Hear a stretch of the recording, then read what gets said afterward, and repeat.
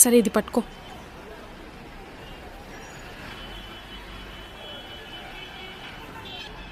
Bus 1 hour delay అంట.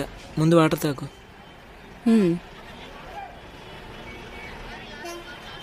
బ్యాగ్లో money ఉన్నాయి, తీసి నీ దగ్గర పెట్టుకో. ఎంత తెచ్చావేంటి? 1 కోటి రూపాయలు. 1 కోటి రూపాయల?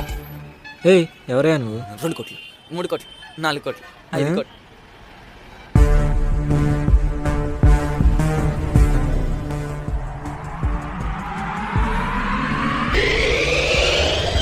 రైట్ రండ్రా. ఏంటన్నా? ఇందాకేమడిగా? ఫుల్లా?